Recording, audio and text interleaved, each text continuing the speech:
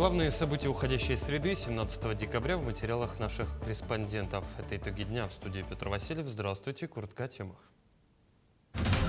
Глава Якутии подвел предварительные итоги реализации нацпроектов. В этом году регион участвует в 12 проектах.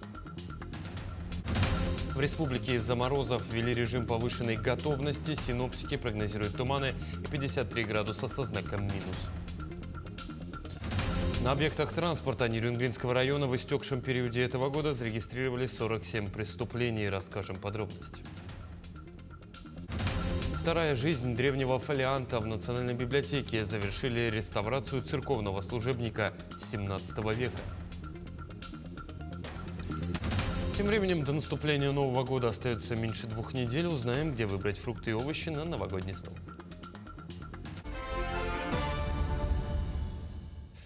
Вопросы и системные задачи в рамках работы по достижению национальных целей требуют максимального внимания и полной включенности со стороны правительства, министерств и ведомств, а также руководителей муниципальных образований республики. Об этом на заседании Совета по стратегическому развитию и национальным целям заявил глава Якутии Айсан Николаев.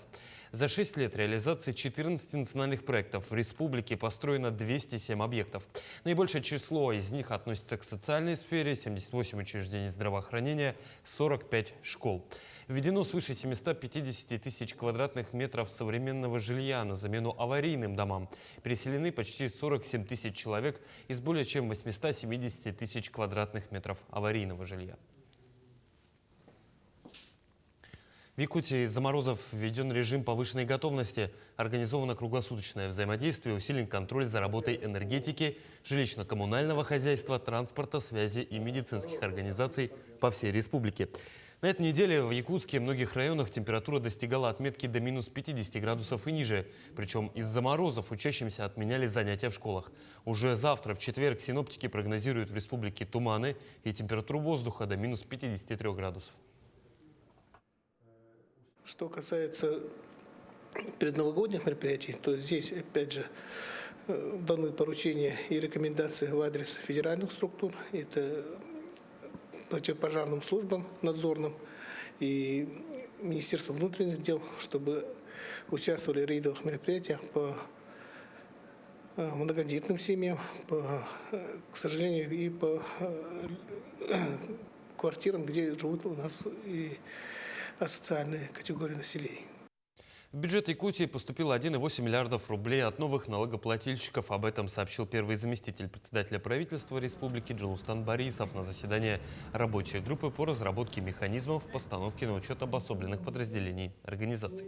По итогам совещания первый заместитель председателя правительства поручил продолжить ежегодное проведение под его председательством расширенных совещаний с руководством промышленных предприятий. С ними будут обсуждаться вопросы постановки на местный налоговый учет их обособленных подразделений. На объектах транспорта Нерюнгринского района в истекшем периоде этого года зарегистрировано 47 преступлений. Из них 11 хищений, 2 коррупционных преступления, 2 в сфере незаконного оборота оружия и 30 преступлений в сфере незаконного оборота наркотиков. О последних случаях следующий сюжет наших коллег из Нерюнгри. 37-летняя нерюнгринка признана виновной в незаконном приобретении и хранении наркотического средства в значительном размере без цели сбыта. Обвиняемая приобрела наркотическое средство массой 1 грамм для личного потребления у своего знакомого, после чего была задержана сотрудниками транспортной полиции. При досмотре незаконно хранимое наркотическое вещество было изъято. В ходе предварительного расследования подсудимая признала вину в совершении преступления, раскаялась в содеянном и активно сотрудничала с органом дознания. Данные обстоятельства, а также наличие у виновной на иждивении 3 несовершеннолетних детей, 2 из которых являются малолетними, суд учел в качестве смягчающих ответственность подсудимой. С учетом мнения государственного обвинителя Нерюнгринской транспортной прокуратуры, суд назначил ей наказание в виде обязательных работ на срок 200 часов. 33-летний нерюнгринец, продавший вышеуказанной нерюнгринке наркотическое средство, также был задержан. Он обвиняется в незаконном приобретении, хранении и сбыте наркотического вещества в значительном размере. По версии следствия, мужчина периодически употреблял запрещенные вещества растительного происхождения. В сентябре 2025 года он приобрел наркотическое средство массой не менее 2,2 грамм. Часть данного вещества он и передал своей знакомой за денежное вознаграждение. Преступная деятельность обвиняемого пресечена сотрудниками транспортной полиции при проведении оперативно-розыскных мероприятий. Наркотическое средство изъято из незаконного оборота. Уголовное дело с обвинительным заключением направлено в Нерюнгринский городской суд Республики Саха-Якутия для рассмотрения по существу. За данное преступление предусмотрено наказание в виде лишения свободы на срок до 15 лет со штрафом в размере до 500 тысяч рублей. Екатерина Павлова, Захар Головин, Нерюнгри. С 1 января в Якутске подорожает проезд в маршрутных автобусах. Точная стоимость за наличный расчет с 1 января составит 58 рублей. Это решение стало ответом на совокупность внешних экономических вызовов, с которыми столкнулся городской транспортный комплекс. Об этом заявил мэр города Евгений Григорьев в ходе своей итоговой пресс-конференции. Он отметил, что за прошлый год существенно выросли затраты на содержание транспорта. Цена на металл увеличилась на 17%, подорожали запчасти и топливо. Мэр подчеркнул, в условиях общей инфляции и увеличения МРОТ транспортным предприятиям становится сложнее работать по старым тарифам. Повышение цен – вынужденная мера, чтобы сохранить качество и устойчивость работы пассажирского транспорта. В год своего 25-летнего юбилея компания «Тасюряхнефтегазодобыча» совместно с Министерством экологии, природопользования и лесного хозяйства региона провели в Якутии конкурс «Экология начинается с семьи». Нефтяники вошли в состав жюри и организовали подарки для победителей, которых выбирали в 5 номинациях. Подробности далее. Конкурс «Экология начинается с семей» объединил более сотни жителей Якутии, в том числе около 60 семей. Победителей выбрали в 5 номинациях – «Эко-семья», «Эко-волонтерство», «Эко-наставник», «Эко-бизнес» и «Эко-блогерство». Среди них педагог школы села Хатыстыр Августина Иванова, занявшая первое место в номинации «Эко-наставник». Она представила свой проект «Чистый берег». Школа начала этот проект уже более 20 лет тому назад, поскольку наше село находится на берегу реки Алдан, и мы все от мала до велика, все стараемся, чтобы наша река была чистой. Раньше, если выходили на уборку территории только школьники, то теперь уже выходит все село. По улицам выходят, по организациям выходят. Кто-то ведет своих внуков, кто-то бабушек, дедушек, то есть все уже выходят семьями. Всем жителям охота жить в чистом красивом поселке. Награду победители получили из рук представителя компании «Тасюряхнефтегазодобыча». В этом году нефтяники отмечают 25-летие предприятия и выступили партнерами экологической премии. Мы, как члены жюри, даже были очень сильно удивлены и обрадованы, что большое количество жителей, семей региона приняли участие. Это очень приятно, что жители отдают большое внимание сохранению экологической безопасности, сохранению природы, участвуют во всех акциях, в том числе, которые проводит наше общество. Конкурс «Экология начинается с семьи» с каждым годом собирает все большее число участников. Хотелось бы, конечно же, поблагодарить наших партнеров, спонсоров. В этом году у нас генеральным спонсором выступила компания «Тасюряхнефтегазодобыча». Им огромная благодарность. «Тасюряхнефтегазодобыча» уделяет большое внимание экологической безопасности и сохранению уникальной природы Якутии. За 10 лет нефтяники выпустили в Вилюйское водохранилище около 7 миллионов мальков пеледи. А в этом году впервые выпустили более 3000 мальков краснокнижного сибирского осетра в реку Лену. За 5 лет высажено более 800 тысяч сеянцев хвойных пород на территории Якутии. Эржена Гармаева, Тимур Колмогоров, Артумен Наговицын, Якутск. Министерство науки и высшего образования России утвердило минимальное количество баллов ЕГЭ для поступления в вузы в 26-27 учебных годах. 11-классники должны будут набрать по основным предметам, а именно по русскому и математике профильного уровня, минимум 40 баллов. Такой же показатель необходим для прохождения порога по истории, иностранным языкам, литературе, биологии, географии и химии. По физике будет необходимо набрать 41 балл, по обществознанию 45 и больше всего по информатике 46. К слову, проблемы итоговой аттестации в образовании стали центральной темой межрегионального совещания, прошедшего в Якутске. В работе его приняли участие эксперты Рособорнадзора, Федерального института педагогических измерений и главы органов местного управления образованием. В ходе дискуссии были затронуты вопросы обеспечения единого образовательного пространства и дальнейшего совершенствования государственной аттестации, а также обозначены ключевые направления для развития образования в Якутии. В сфере образования мы достаточно по оценке качества образования находимся в зеленой зоне. В 2023 году наша республика занимала 68-ю позицию по оценке качества образования. И в 2024-м 39-ю позицию. Сейчас мы занимаем 21-ю строчку. Но мы понимаем, что это не предел, есть к чему стремиться. И общими усилиями, я думаю, что мы достигнем определенных результатов. И республика всегда будет в лидерах. С 15 января по 20 февраля в Якутии пройдет региональный этап чемпионата профмастерства «Профессионалы». Об этом сообщили в издательском центре Института развития профобразования. Участниками являются две категории конкурсантов. В основной соревнуются студенты, обучающиеся по программам СПО. В категории юниоров выступают школьники, достигшие возраста 14 лет. В Ленском районе сегодня прошло важное событие. Первый районный патриотический форум. Организатором мероприятия выступило Управление образования. В нем принял участие почетный гость. Первый якутянин, участник специальной военной операции, удостоенный звания Героя Российской Федерации, кавалер Ордена Мужества, депутат Госсобрания Ултумен Александр Колесов.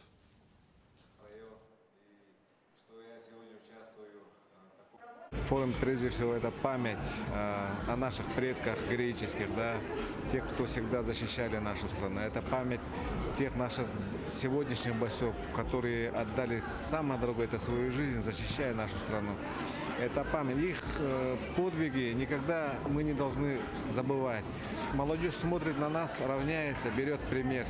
Будущее нашей страны, России, это за молодежью.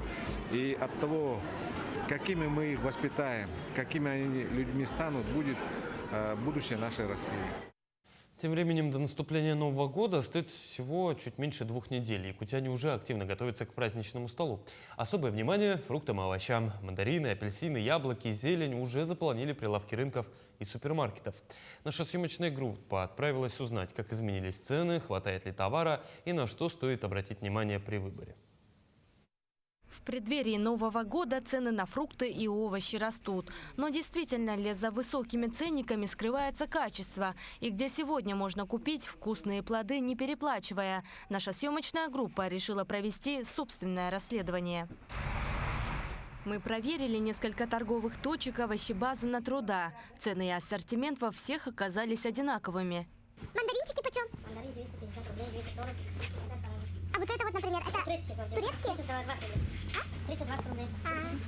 Руки взять? Да? Турецкие. Окей. Даже дверь открывают. Но в ходе нашего мини-расследования мы заметили одну точку, возле которой постоянно останавливаются покупатели. Небольшой ларек без вывески. Здрасте. Спички есть? Ассортимент стандартный. Мандарины, яблоки, гранат, овощи и зелень. Цены средние по рынку. Здесь даже можно попробовать на вкус, что я и сделала. Данный сорт мандаринов, они из Китая, стоят за килограмм 280 рублей. И они оказались наиболее ароматными, вкусными и сладкими. Откуда привоз? И свежий ли он? У нас всякие разные. Китай, Узбекистан. Например, картошка 70 рублей, лук 50 рублей.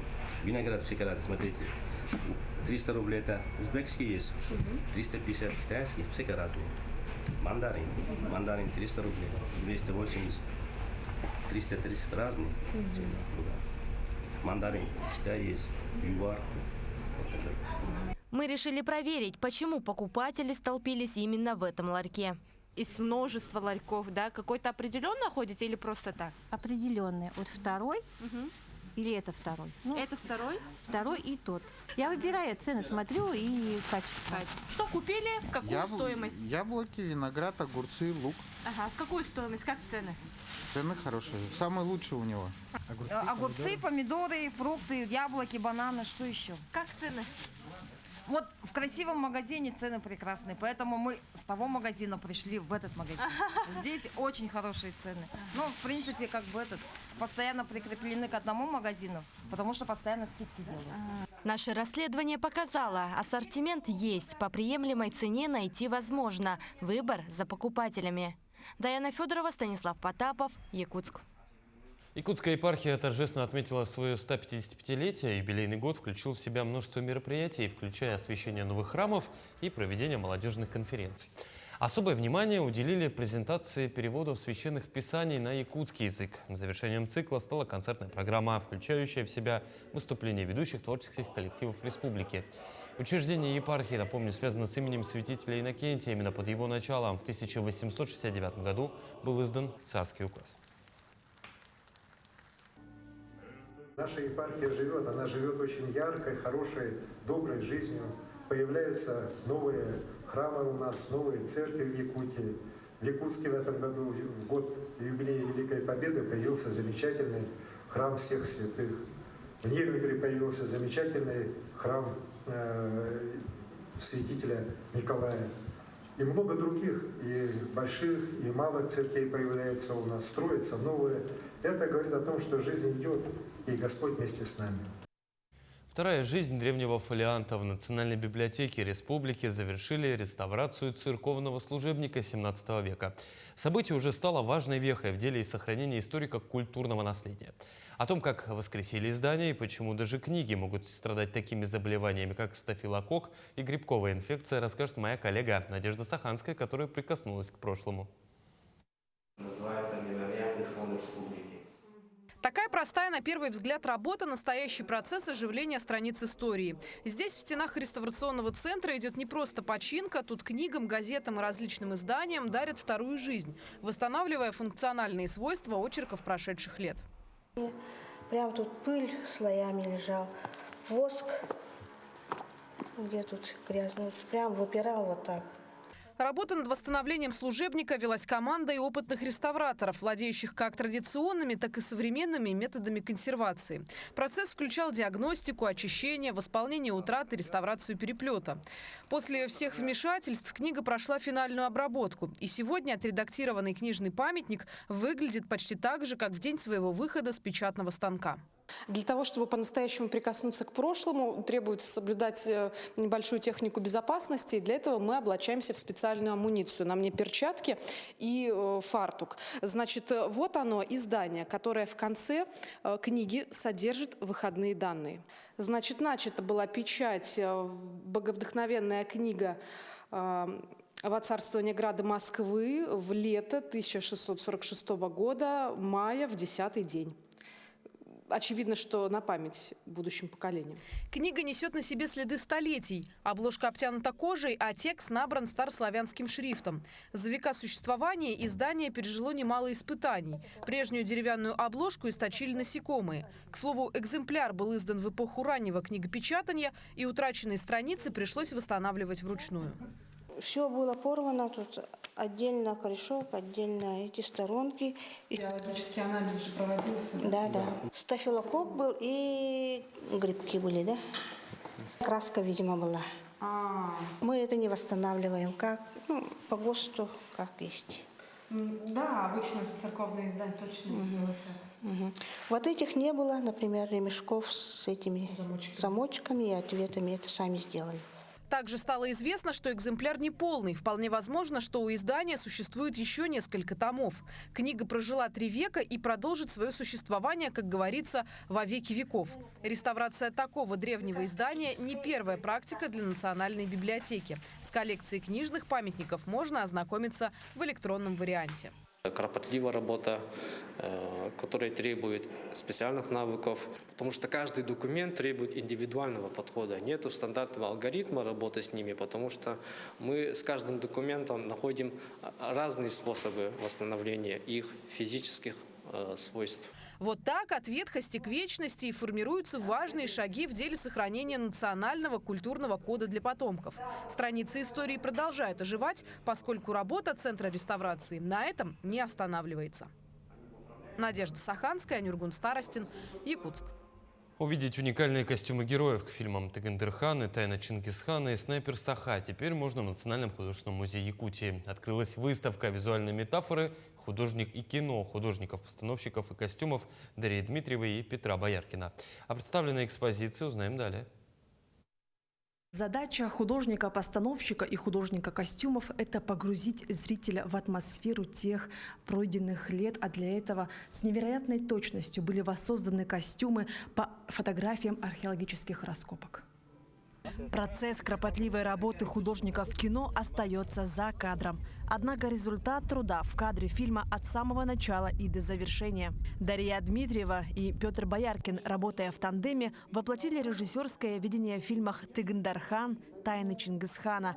А от того, что жанр исторический, работать было вдвойне сложнее. Я стою рядом с костюмами.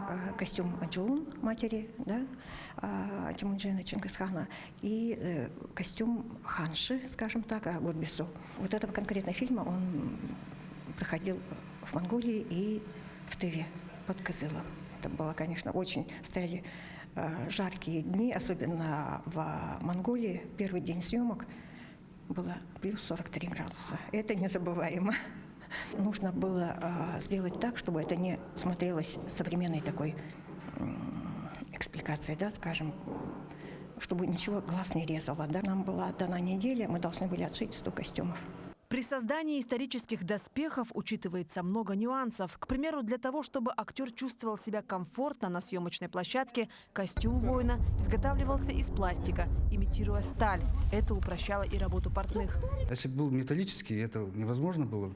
И потом из металла вот человек такого веса уже не поднимет, наверное. Там в Чингисхане у нас был Токтаров, он такой не смог, ну, одел, но долго в нее не смог ходить. И лошадь его уже не смогла поднять с этим доспехом.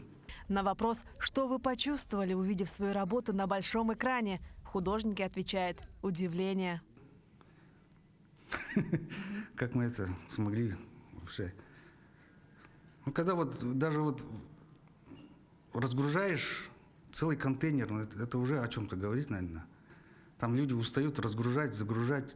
Это уже о чем-то говорит, что такой большой труд был сделан. Также посетители смогут увидеть костюмы и атрибуты кинокартинам «Журавли над Ильменем», «Снайпер Саха», «Дивная пора» и «Государственные дети». Выставка работает по 1 февраля 2026 года. Марферина Алексеева, Стас Потапов, Якутск. В спорткомплексе «Триумф» стартовало главное событие танцевального спорта – первенство республики и региональные соревнования. Участие в нем примут как опытные спортсмены, так и те, за кем пока не стоят громкие победы. 2 группы юниоров и 2 группы детей. Подробности у Сырглана Неустроевой.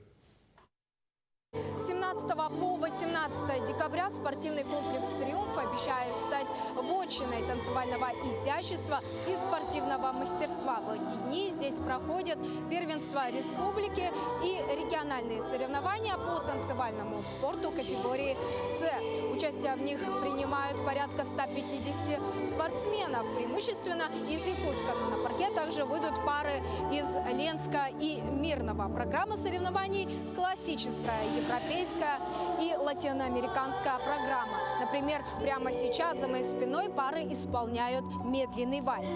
Это симбиоз и спорта, и танцев. То есть нам нужно быть и спортсменами, и красиво выглядеть при этом. Это такие же тренировки, как в любом виде спорта. Это ежедневные тренировки, это физподготовка. И к тому же еще актерское мастерство, растяжка. То есть все вместе, все вкупе – это танцевальный спорт. У нас есть пары российского уровня, они достаточно очень хорошие. Они в юниорах 1 и в юниорах 2. Есть подрастающие поколения, в детях 1 – это 7-9 лет. Есть самородки, которые, да, могут сегодня хорошо станцевать и также потом участвовать на российском уровне. Очевидно, что судьям предстоит тяжелая работа. Под занавес года, набравшись опыта на соревнованиях, в том числе и всероссийского уровня, ребята точно выложатся на полную. Впрочем, и судейская коллегия достаточно тяжеловесной. Представляют ее специалисты не только из Якутии, но и Новосибирска, Иркутска, Брянска и города Долгопрудный. Ну а возглавляет коллегию судья всероссийской спортивной категории из Санкт-Петербурга Роман Воронин. За последний, наверное, год, за последние полгода, начиная с марта, Республика Саха-Якутия стала таким традиционным центром танцевального спорта на Дальнем Востоке. И это уже третье крупное соревнование. В сентябре месяце прошли всероссийские спортивные соревнования, проведенные в этом же зале. Да, и Республика Саха-Якутия становится как бы важным действующим лицом в этих соревнованиях. И спортсмены Республики Саха-Якутия показывают хороший, достойный результат. Кстати, еще одной причиной развития и популяризации танцевального спорта в республике можно назвать возможность для ребят выезда за пределы региона за счет спонсоров. И все это, разумеется, плоды работы президента Союза танцевального спорта Якутии Людмилы Валерьевны Николаевой. А еще, конечно, ребятам просто нравится то, что они делают. В 6 лет я просто был дома, ничего не делал. Мама говорит, давай запишу тебя на танцы. И все, и вот я пошел на танцы. Мне понравилось. Ну, сегодня хорошо настроена на победу. Итогом соревнований станет не только распределение первого, второго и третьего места, но и формирование сборной Якутии, которая представит регион на всероссийских, а то и международных чемпионатах. Таким образом будет завершен спортивный сезон этого года. Сарглана Неустроева, Ниргун Старостин, Якутск. Таким увидели этот день наши корреспонденты. Ну а я с вами прощаюсь. До встречи.